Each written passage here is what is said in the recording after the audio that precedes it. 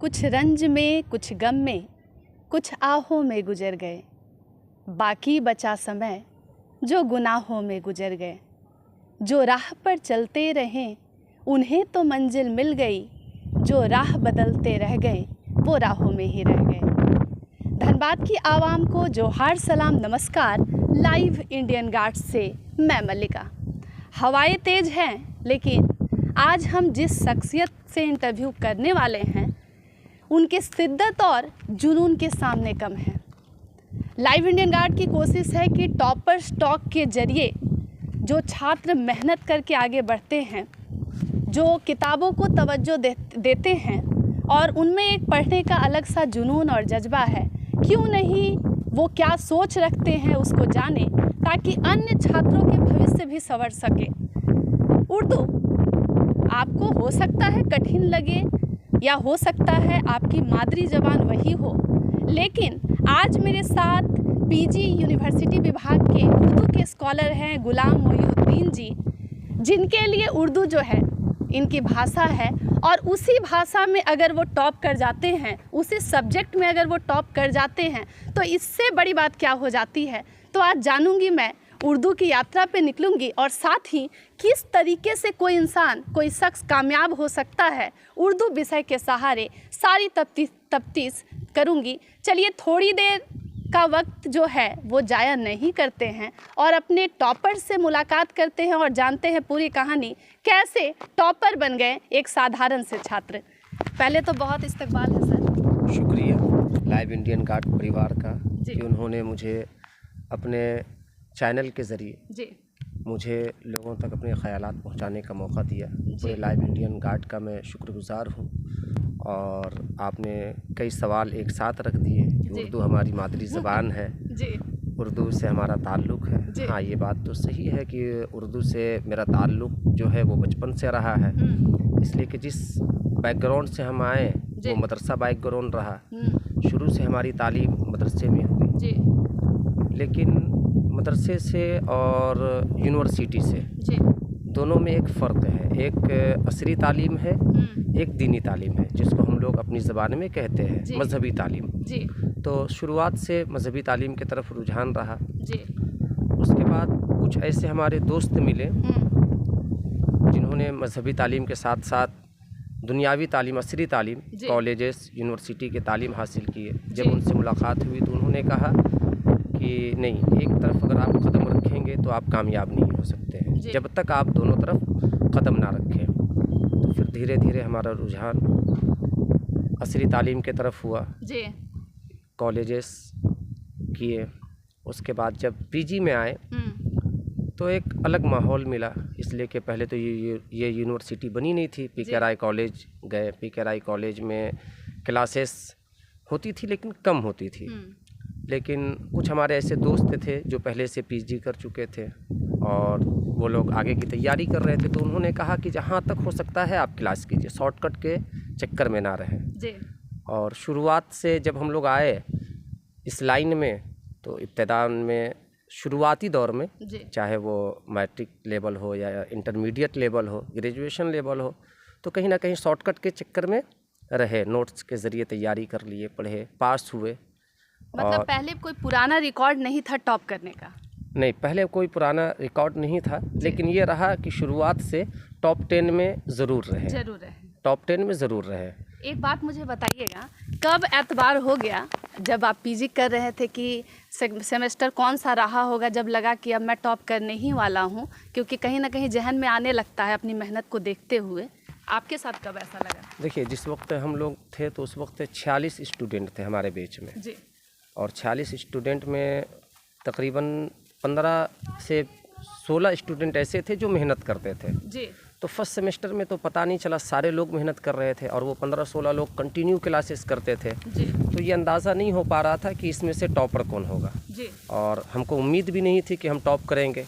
वजह ये रही है कि कभी उम्मीद इसलिए भी नहीं थी कि कभी किसी वक्त में टॉप किए भी नहीं, लेकिन मेहनत करते रहे और किताबें पढ़ते रहे और समझ में नहीं आता था। तो जो हमारे प्रोफेसर थे डॉक्टर मौसूफ़ अहमद साहब, तो उनसे मिलते थे वो किताबें देते थे कि इससे पढ़ो, इससे पढ़ो, इस तरह से सवाल बनते हैं।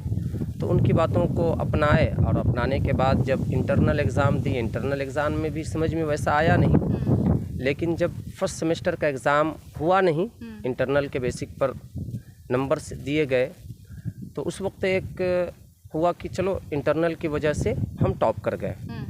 लेकिन वो कोविड की वजह बोलिए या जो भी बोलिए, लेकिन जब सेकंड सेमेस्टर आया तो उस वक्त एक जुनून बन गया कि जब हम इंटरनल के बेसिक पे टॉप कर सकते हैं तो एक जुनून बन गया। और सेकंड सेमेस्टर में कोई भी सूरत हो, हमें अपने पायदान से खिसकना नहीं है, फर्स्ट ही रहना है।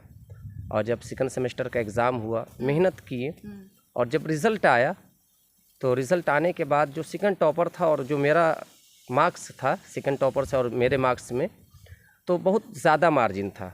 तो उस वक्त से एक जुनून बन गया सेकंड सेमेस्टर से कि अब किसी भी सूरत में ये फासले को कम नहीं होने देंगे जी। और असातिज़ा की मेहनत रही जी। और बहुत सारी किताबों को पढ़े और उसके बाद ये सिलसिला थर्ड और फोर्थ में भी कायम रहा। चलिए, आपने जो बात अभी शुरू की है, किताबों पर बात आ ही गई, आपसे यही सवाल रहेगा अगला मेरा कि बच्चे जो हैं अब तालीम गूगल से भी ले लेते हैं, कोई भी 2-3 साइट से अपने टॉपिक रिलेटेड चीज़ों को सर्च कर लेते हैं, पढ़ लेते हैं, और गुरु जैसा शब्द जो है, जो तालीम देने वाले शिक्षक हैं, वो लगभग अब ख़त्म हो रहा है। बच्चे जो हैं वो फासले को और बढ़ा रहे हैं कहीं ना कहीं। उन्हें लगता है कि गूगल, यूट्यूब पर और टेक्नोलॉजी अब इस तरीके की हो गई है कि सारा ज्ञान अवेलेबल है, अब किसी भी तालीम देने वाले की ज़रूरत नहीं है, ना ही किताबों को वो साथी समझते हैं। नहीं, ये गलत है जी। वजह ये है कि आप गूगल है, उर्दू में अगर बात कर ली जाए तो कई वेबसाइट हैं, रेख्ता है, उर्दू लिटरेचर है जी, जहाँ पे मवादे मौजूद हैं।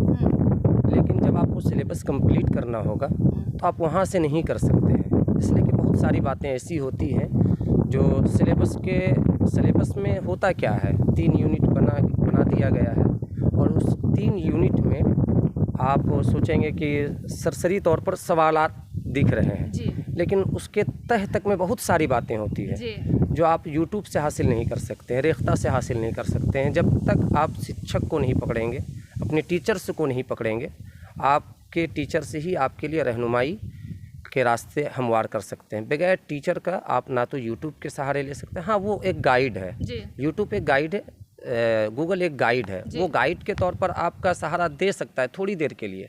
लेकिन मैंने शुरू ही में कहा था, शॉर्टकट के ज़रिए अगर कोई ये सोचे कि हम कामयाबी हासिल कर लें तो ये नामुमकिन सी बात है। आपके पास तो डिग्री आ जाएगी जी, लेकिन नॉलेज नहीं आ पाएगा जी। गुलाम जी, एक बात बताइएगा, जब आपको खबर मिली टॉप कर गए हैं, आपके परिवार वाले लोग जाने होंगे, ख़ानदान वाले लोग जाने होंगे, कैसे दुनिया सच में पलटती है, बदलती है टॉप कर जाने के बाद, या सब कुछ पहले ही जैसा है? नहीं, ये तो हकीकत है कि अगर आप किसी भी चीज़ में अगर टॉप कर रहे हैं जी, तो आपका एक ख़ानदान हो, रिश्तेदार हो, घर हो, उसमें आपकी रिस्पेक्ट बढ़ जाता है कि ये कुछ कर सकता है, एक उम्मीदें बन जाती हैं, चाहे वो कोई भी हो जी।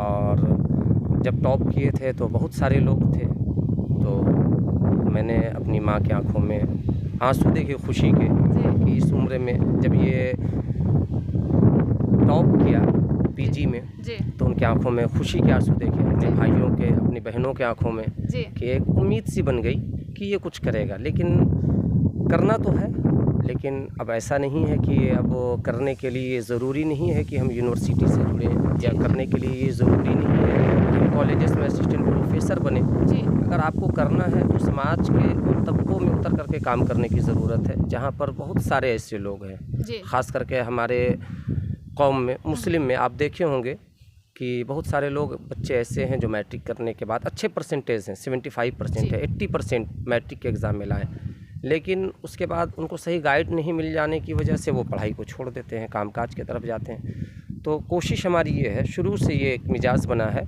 कि वैसे बच्चों को गाइड करने की, कम से कम अगर आप पढ़ रहे हैं, मार्क्स आपके अच्छे आए हैं, मैट्रिक में, इंटरमीडिएट में अच्छे मार्क्स से आए हैं, तो आप अपनी तालीम को आगे रखिए। हाँ, ये हो सकता है कि घर की मजबूरी हो जी, बहुत सारी परेशानियां हैं, घर चलाने की जिम्मेदारी आ सकती है, आप के माली एतबार से आप कमज़ोर हो सकते हैं, लेकिन अगर उन तमाम चीज़ों को आप अपनी तालीम के आड़ आने देंगे, दीवार बनने देंगे, तो फिर ये आपके लिए नुकसान है।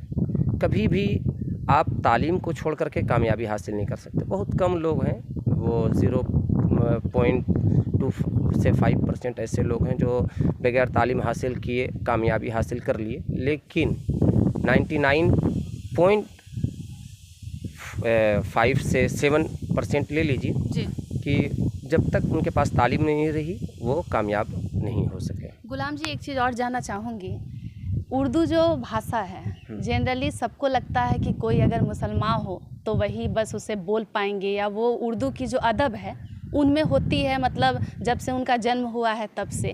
कोई आम मतलब कोई साधारण मतलब बच्चा जिसको इस भाषा पर कमांड नहीं है, क्या वो उर्दू में तालीम हासिल कर सकता है या इस विषय को चुन सकता है? क्योंकि अगर जिन्हें लिखना नहीं आता है, उर्दू बोलना नहीं आता है, लेकिन दिल की एक ख्वाहिश है कि इसमें भी ज़रा सा देखे जा कर के कोशिश करें, हो पाएगा क्या? बिल्कुल हो पाएगा। अभी आप हमसे बात कर रहे हैं, कई ऐसे शब्द हैं, कई ऐसे अल्फाज हैं जो आपने प्योर उर्दू में इस्तेमाल किया। बहुत सारे शब्द हैं, और ऐसा नहीं है कि उर्दू से जो ताल्लुक़ रहा है वो सिर्फ मुसलमानों का रहा है जी। आप पुरानी हिस्ट्री को उठा करके देख लें, आज़ादी से कबल या आज़ादी के बाद या मौजूदा दौर में पंजाब आप चले जाएं तो बहुत सारे ऐसे हमारे पंजाबी हैं जिनको उर्दू पे ऐसा कमांड हासिल है कि हमारे यहाँ मुस्लिमों को वैसा कमांड हासिल नहीं है जी। बहुत सारे ऐसे मुस्लिम आपको मिल जाएंगे जिनको उर्दू लिखने की बात तो दूर की है, बोलना नहीं आता है, पढ़ना नहीं आता है। तो ऐसा नहीं है कि ये सिर्फ़ एक मज़हब की बोली है, एक मज़हब की ये भाषा है, बल्कि आप अगर देखें तो मजनू गोरखपुरी जी, पंडित रतननाथ शरशार, मुंशी प्रेमचंद, ऐसे कई नाम हैं जिन्होंने उर्दू को फ़रोग़ दिया है। और मेरी ख़्याल से, और हाँ, हमारे बैच से एक पहले जब उसमें भी हमने अप्लाई किया था पीजी में, तो जब मेरिट लिस्ट तैयार होकर के आया इसी यूनिवर्सिटी का, तो उसमें जो सबसे पहला नाम था वो अजय कुमार मोहाली का था उर्दू में पीजी में। तो ऐसा नहीं है कि धनबाद में भी हमारे कई ऐसे हैं भाई दूसरे मज़हब से ताल्लुक़ रखते हैं लेकिन उर्दू पर उसकी कमांड अच्छी है। अजय कुमार मोहाली जो उर्दू पर बहुत अच्छी कमांड है, हमसे सीनियर बैच में है, लेकिन जब हमने उसकी तहरीर देखा, उसके बोलने का अंदाज़ देखा, तो ये कहीं से एहसास नहीं होता है कि ये मुस्लिम नहीं है। तो ज़रूरी नहीं है कि उर्दू पर आपको तालीम हासिल करने के लिए मुस्लिम होना पड़े। अच्छा गुलाम जी, एक चीज़ और जानना चाहूँगी, जैसे भाषा है लोग सीख सकते हैं, बोली है, तौर तरीके सीख सकते हैं, लेकिन एक जो मन में बच्चों के सवाल रहता है कि अगर उर्दू विषय से हम आगे बढ़ रहे हैं तो फ्यूचर में क्या स्कोप है, हम किस किस रास्तों पर चल सकते हैं अगर इस विषय को लेते हैं? इस विषय पे लेने के बाद ऐसा नहीं लगता है कि आप किसी भी मैदान में आपको शिकस्त का सामना करना पड़ेगा। आज जितने भी हायर एग्ज़ाम होते हैं, चाहे वो यूपीएससी जैसे एग्ज़ाम हो, उसमें आप उर्दू से फ़ाइट कर सकते हैं और उर्दू के ज़रिए आप एक आईएएस आईपीएस बन सकते हैं। अब इससे बड़ी कोई चीज़ नहीं है। अब जब यूपीएससी जैसे एग्ज़ाम को आप क्लियर कर सकते हैं, जो हिंदुस्तान का सबसे हायर एग्ज़ाम है, तो आप अंदाज़ा कर लीजिए कि किसी भी मैदान में ऐसा नहीं है कि स्कोप नहीं है, हर एक मैदान में स्कोप है उर्दू के ज़रिए। बचपन से आपका क्या ख्वाब रहा है, क्या बनना है? सभी बच्चे कुछ ना कुछ बनना चाहते हैं, कई के परिवार वाले चाहते हैं तो ऐसा बनना चाहते हैं, कई खुद से बचपन से ख्वाब बुनते हैं कि ये बनना है वो बनना है। गुलाम क्या चाहते थे? हमारी एक ख्वाहिश है कि हम पीएचडी करें, नाम के आगे डॉक्टर लगें, इसलिए कि बहुत सारी चीज़ें नाम के आगे लोग लगाने की ख्वाहिश रखते हैं। तो हमारी ये ख्वाहिश है कि मेहनत करके किसी भी तरीके से पीएचडी करें और नाम के आगे डॉक्टर लगें, ताकि उससे कहीं ना कहीं एक रिस्पेक्ट इंसान को। तो डॉक्टर बन जाने के बाद दोबारा हमें इंटरव्यू दीजिएगा? बिल्कुल, क्यों नहीं, ये कोई बड़ी चीज़ है नहीं लेकिन यही एक ख्वाहिश है कि पीएचडी करें और उस सब्जेक्ट पे करें जिस पर मुआशरे की ज़रूरत हो। जैसे अभी आपसे मैंने दरमियान में कहा कि नीचे तबके के लोग नहीं पढ़ रहे हैं, आखिर उसका रीज़न क्या है? मुस्लिम समाज आज बहुत पीछे है तालीम के हवाले से, उसकी वजह क्या है? जबकि मुस्लिम समाज की अगर आप तारीख़ देखेंगे तो एक किताब है जिसे बड़ी मुक़द्दस किताब समझी जाती है, कुरान शरीफ, आसमानी किताबें उसे कही जाती है। उसकी जो सबसे पहली आयत है, सबसे पहला जो सेंटेंस उसको उतारा गया, उसमें एक लफ्ज़ है इक़रा, अरबी का है, जिसका मतलब ही होता है पढ़ो। लेकिन वैसी किताब होने के बावजूद भी मुस्लिम समाज आज तालीम से क्यों पीछे है, इसको जानना बहुत ज़्यादा ज़रूरी है। जी गुलाम जी, जैसे आप तो पढ़ाई में चलिए अब टॉप कर गए हैं, आपको क्या लगता है एक सामान्य बच्चा जिसको समाज जो है बड़ी उच्च दृष्टि से नहीं देखता है क्योंकि वो पढ़ने में कमज़ोर होता है, कहीं ना कहीं ऊपर वाले ने सबको लगभग एक समान ही प्रतिभा दी है, बस तराशने में ही कुछ कमी बेसी रह जाती है, वो बच्चे जिनको सोसाइटी कहता है ये वीक स्टूडेंट हैं, ये पढ़ते लिखते नहीं है या कमज़ोर रह जाते हैं, क्या उनके साथ एक टॉपर जैसा हादसा होना ज़रूरी है ताकि उनके अंदर भी एक कॉन्फिडेंस आए? बिल्कुल। सबसे पहली चीज़, जब हम लोग एक पेपर है हमारे यहाँ जिसे उर्दू तनक़ीद कहा गया जी। उर्दू तनक़ीद जब पढ़ रहे थे तो उसमें एक नाम आया था ज़ौफ़ का जी। तो उन्होंने एक बड़ी अच्छी बात कही कि नफ्सियाती तनक़ीद के हवाले से कि इंसान सबसे पहले एक चीज़ ये कर लेता है कि वो एहसास कमतरी का शिकार हो जाता है जी। यानी वो नेगेटिव सोच ले आता है अपने अंदर कि हमसे हो नहीं पाएगा। कोई भी कमज़ोर बच्चा हो, ज़हीन ना हो, अगर वो अपने उस्ताद के पास रहे, अपने टीचर्स के पास रहे और उनसे गाइड ले तो हमें नहीं लगता है कि वो टॉप नहीं कर सकता है, कर सकता है। बस अपने आप के अंदर जो एहसास कमतरी है कि हम ये नहीं कर पाएंगे। आज आप देख लीजिए, कोई भी चीज़ हो वो इंसान ही किया, और ऐसा नहीं है कि जब वो चाह ले तब वो नहीं कर पाएगा, हर सूरत में वो कर ले जाएगा। हाँ, ये है कि दुश्वारियाँ आएगी, बहुत सारी परेशानियाँ आएगी, उन परेशानियों से उन्हें लड़ना है और उन दुश्वारियों को अपने सामने दीवार बनने नहीं देना है। कर सकता है, कोई नामुमकिन चीज़ नहीं है। बुनियादी तौर पर देखते हैं कि लोग जो है असल वजह मतलब फाइंड करना चाहते हैं, ढूंढना चाहते हैं कि टॉपर जो है उनके बारे में एक सोच रहती है कि एकदम सीधा साधा इंसान होगा, उसे आज के मतलब जो भी तड़क भड़क है सोसाइटी में वो उसको नहीं अपनाएगा। क्या इस बात पर आपका है सोच? देखिए, ऐसा नहीं है कि अगर बहुत सारे ऐसे अक्सर ये देखा जाता है कि जो टॉपर होते हैं वो सीधे साधे होते हैं, पढ़ने से उनका लगाव होता है जी। लेकिन ऐसा मेरे ख्याल से नहीं है जी। अगर आपको टॉपर्स बनना है तो आपको सोसाइटी को भी देखना होगा जी। इसलिए कि बहुत सारे ऐसे सवालात होते हैं एग्ज़ाम में जी। जो आपकी निजी ज़िंदगी के आधारित होते हैं। जी। तो आपको हर एक पहलू पर निगाह रखनी होगी। जहां आप किताबें पढ़ रहे हैं वहीं आपको सोसाइटी पर भी निगाह रखनी होगी, अपने इर्द गिर्द में होने वाले हालात को भी देखना होगा, तब जा कर के आप ये होंगे। अगर सिर्फ किताबों में आप रहें, रटे रहें, आज होता भी यही है कि बहुत सारे लोग ये सोच लेते हैं मैथ के तरह जी। कि बिल्कुल हमको रट लेना है मैथमेटिक्स 99 नंबर। लेकिन जब आप लिटरेचर को आप देखेंगे तो लिटरेचर में आपको सोसाइटी पर भी निगाह रखनी पड़ेगी, तब जा कर के आप कामयाब हो सकते हैं। आपकी भाषा जो है वो उर्दू है, लिखते पढ़ते हैं। एक बात बताइएगा, अक्सर देखा जाता है जितने भी शायर हैं वो उर्दू में उनकी भाषा जो है उनकी शायरी काफ़ी पॉपुलर होती है, फेमस होती है। आपका भी कोई ऐसा शौक़ रहा पढ़ाई के अलावा?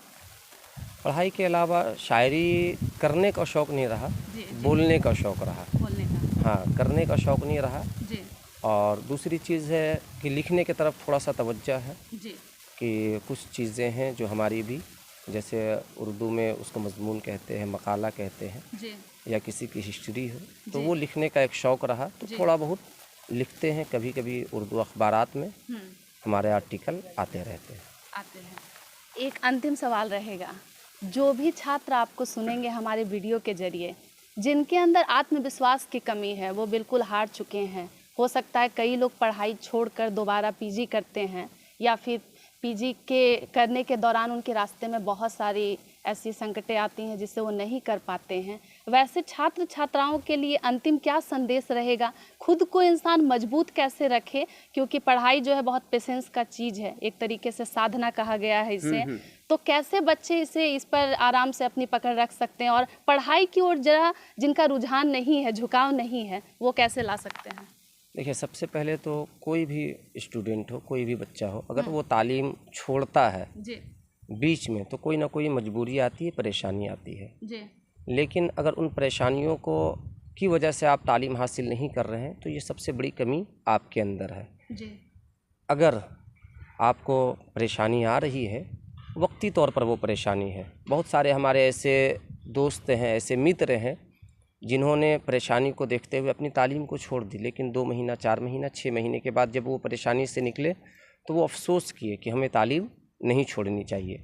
तो वैसी सूरतों में अगर कोई तालीम छोड़ता है पीजी में या पीजी से पहले, तो थोड़ी सी अगर आपको मेहनत करने की ज़रूरत आ रही है बीच में, परेशानी को बर्दाश्त कीजिए और पढ़ाई को किसी भी सूरत में नहीं। हाँ, एक चीज़ है कि इंसान की ज़िंदगी में टेंशन लगा रहता है। ऐसा नहीं है कि हमारे साथ परेशानी नहीं है, आपके साथ परेशानी नहीं है, परेशानी रहती है, लेकिन एक वक्त मुकर्रर कर लीजिए, एक वक्त का मुतय्यन कर लीजिए, हमको इतने बजे से इतने बजे तक पढ़ना है, चाहे कुछ भी हो जाए।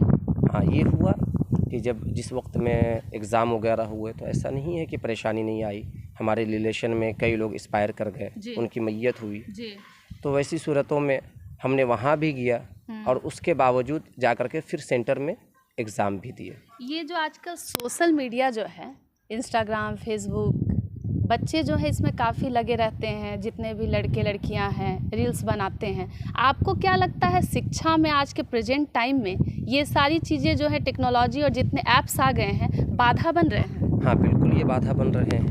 बहुत सारे ऐसे बच्चे हैं जो पढ़ने वाले हैं, जिनके मार्क्स अच्छे रहे और बाद में वो सोशल मीडिया से जुड़ने के बाद पढ़ाई की तरफ ध्यान नहीं दिए। तो मैं उन बच्चों से कहता हूँ कि अगर आप सोशल मीडिया का इस्तेमाल कर रहे हैं तो कीजिए। मोबाइल एक ऐसी चीज़ है, टेक्नोलॉजी एक इतनी अच्छी एक ऐसी चीज़ है, अगर वो अच्छी है तो वो ख़राब भी है। तो उनसे जो अच्छी चीज़ें हैं आप उनका इस्तेमाल करें, और जहां आप देखें कि ये हमारी पढ़ाई में बाधा बन रहा है, चाहे वो कोई भी सोशल मीडिया का ऐप से हो, आप उससे थोड़ी सी दूरी बना लें। वही दूरी आपकी कामयाबी के लिए एक सीढ़ी बनती हुई नज़र आएगी। एक जो सवाल मेरा रहेगा, आजकल जो लोग, मैं आपसे मतलब पहले भी पूछ चुकी हूँ, किताब को लेकर के बच्चे जो हैं वो किताब अब नहीं खरीदते हैं। वो अगर सजते संवरते हैं उसकी व्यवस्था कर लेते हैं, अच्छे पोशाक खरीद लेते हैं, लेकिन किताब नहीं खरीदते हैं। किताब कितना इम्पॉर्टेंट है और कितना उसका इम्पॉर्टेंस है एक छात्र के जीवन में, जो दूर भाग रहे हैं उनको क्या कहना है? हम तो ये कहेंगे कि आप कपड़ा ना खरीदें। अगर कपड़ा फट गया है तो आप उसे तुरपाई कर दें, सिल दें, पेबंद लगा दें। चप्पल टूट गई है तो आप उसे मोची के पास ले जाकर सिलवा दें। अगर आप सजने संवरने में अगर 10 रुपये खर्च कर रहे हैं तो वहाँ 2 ही रुपये खर्च करें, लेकिन जितना ज़्यादा हो सके आप अपने विषय पर किताबें ख़रीदें। सिर्फ किताबें ख़रीद कर करके आप उसे अलमारी में ना रखें, बल्कि किताबों से आप दोस्ती कर लें। इसलिए कि कोई भी दोस्त हो वो बुरे वक्त में आपका साथ नहीं आएगा। अगर बुरे वक्त को आप दूर करना चाहते हैं तो बस किताबों से दोस्ती कर लें, यही किताबें आपको अच्छे दौर में दाखिल कराएगी। धन्यवाद गुलाम। शुक्रिया। तो आप सुन रहे हैं उर्दू के टॉपर को 20-22 सेशन से उर्दू के टॉपर रहे, फिर स्कॉलर बने, और इनकी यात्रा जो है सतत चल रही है। लेकिन कमेंट सेक्शन में ज़रूर बताइएगा कि आप भले आपकी ज़बान उर्दू ना हो, लेकिन कहीं ना कहीं अगर आपको इंटरेस्ट है तो आप किस तरीके से सीख सकते हैं, क्योंकि ये हम नहीं कह रहे हैं, टॉपर्स बता रहे हैं अपनी जर्नी। रास्ते में कई बाधाएं अड़चनें आई, लेकिन गुलाम जो हैं उन्होंने वक्त को भी गुलाम बना लिया, और ये खूबसूरती रही कि जो विषय को वो पढ़ रहे थे उसे भी गुलाम बना करके वो आगे बढ़ गए और एक अच्छी यात्रा पर निकल पड़े हैं। वैसे लाइव इंडियन गार्ड इनको शुभकामनाएं देता है कि भविष्य में और अच्छा करें और तमाम उपलब्धियां हासिल करें। लेकिन आप भी ज़रूर बताइएगा कि टॉपर के प्रति आपका क्या नज़रिया है, आप कैसे देखते हैं? क्या टॉपर्स भी बदमाशी कर सकते हैं और बच्चों की तरह वो भी पार्टी कर सकते हैं, या आपकी नज़र में टॉपर की वही परिभाषा है जिसे समाज देखता है, समाज सोचता है? अन्य खबरों के लिए जुड़ सकते हैं आप अपने लाइव इंडियन गार्ड के साथ।